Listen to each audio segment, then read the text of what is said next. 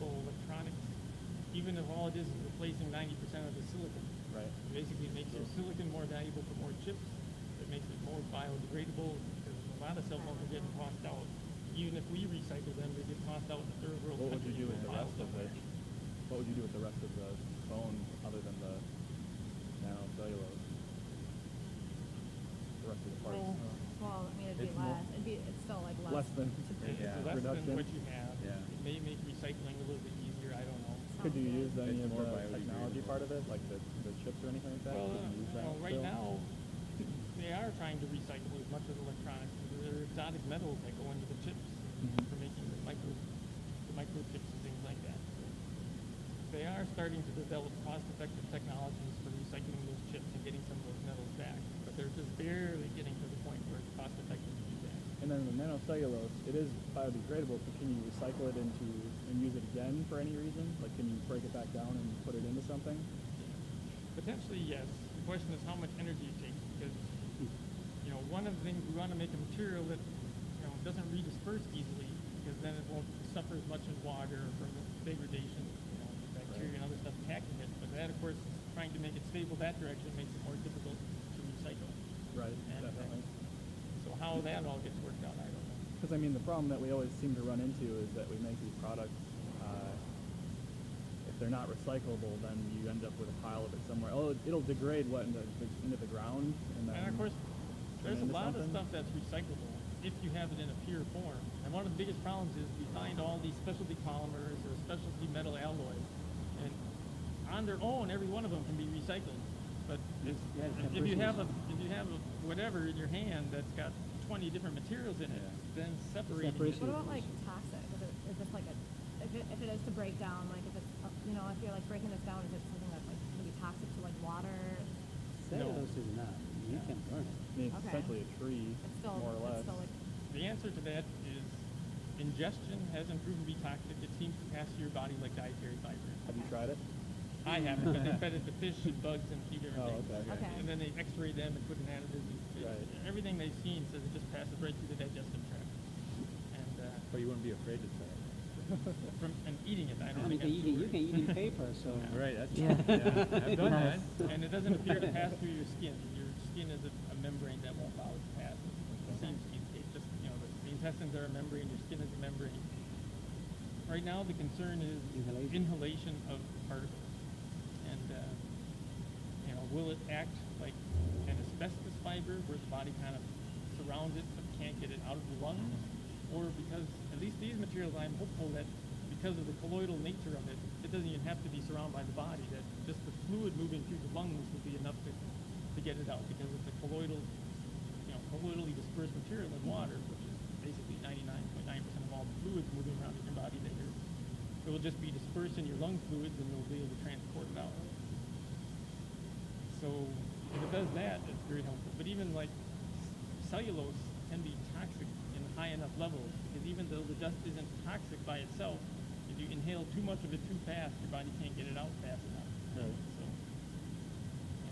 where all that comes from. But I have sent stuff to NIOSH. NIOSH is now studying the health effects in the lung inhalation.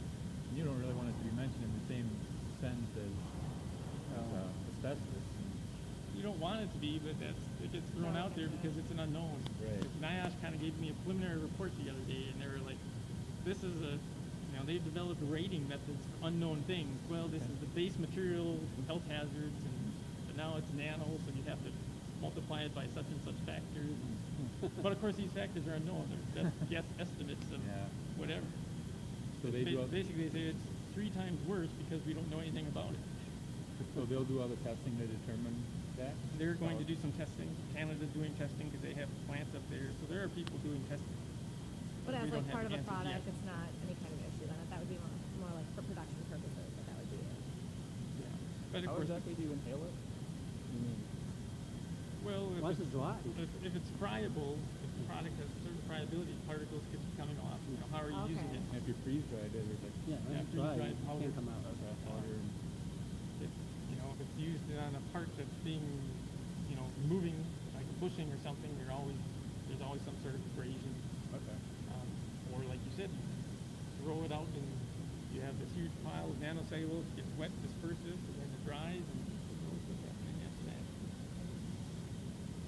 It wouldn't obviously like help anything once it gets into like the ground or something. It wouldn't. Would it help or hurt anything in the ground that we're trying to grow? Well, I'm hoping that it's no worse than a tree falling down in the forest what I and would rotting away. imagine.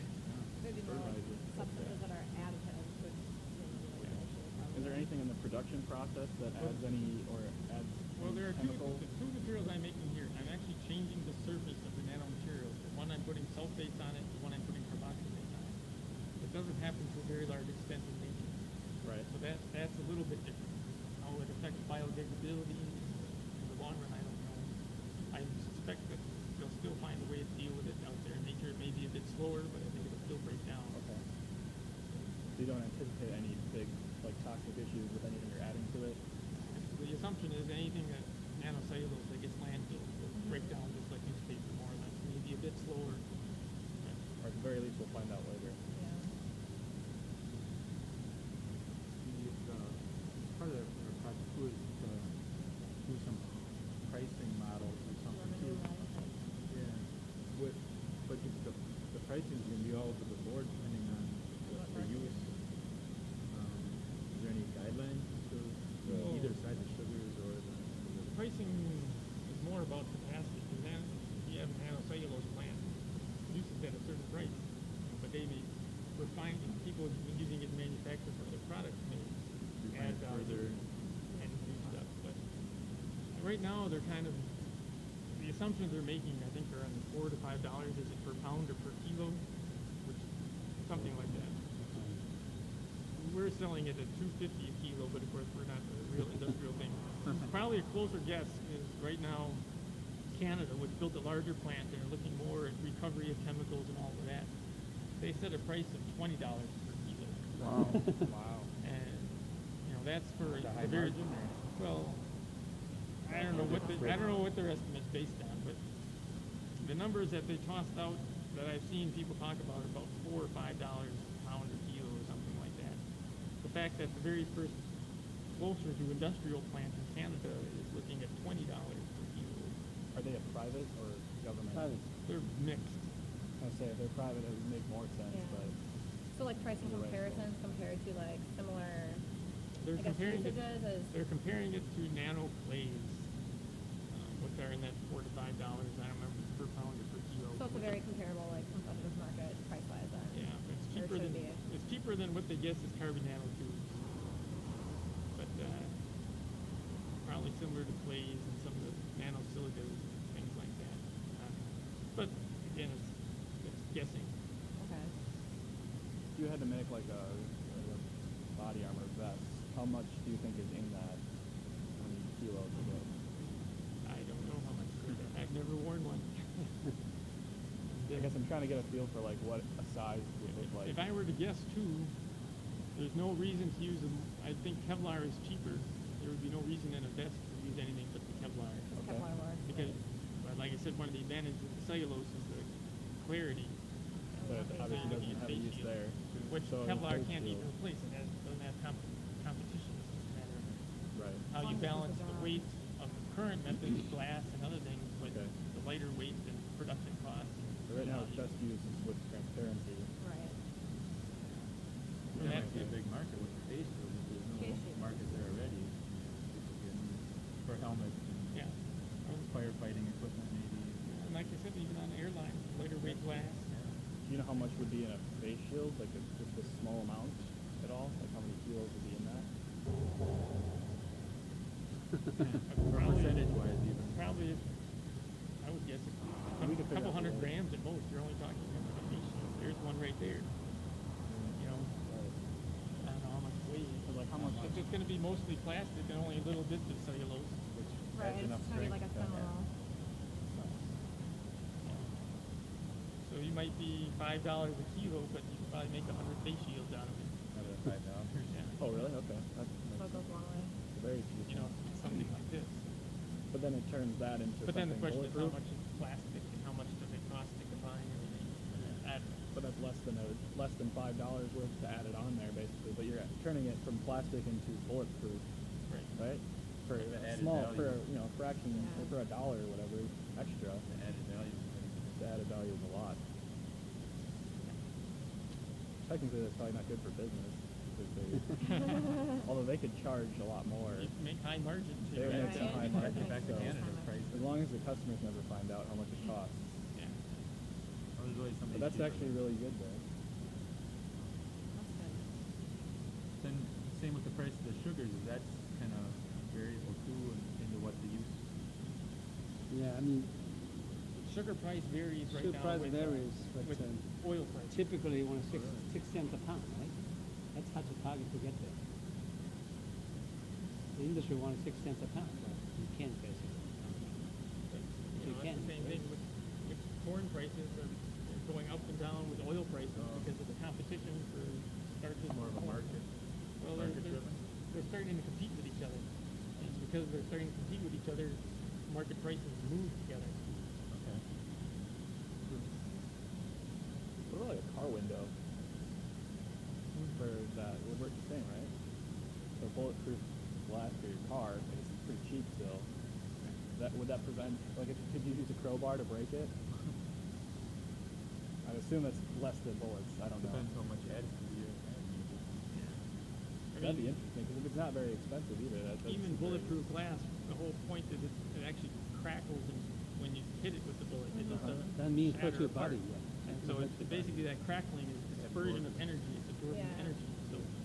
So this it may not, you know, a bullet doesn't bounce off it like Superman. Absolutely, It yeah. may just Rubber. hit it, Crack. crack, and you know, It doesn't it break, saved though. your face, but you have to put on a new face shield. Right. You may have to get your car windows replaced more often if you were getting broken into. But if somebody tried to, would they? They probably could do it. Where do you eventually, live? Well, they can hit 2 times. Or- It don't do good. Yeah. Okay. It'd make it a little bit harder then.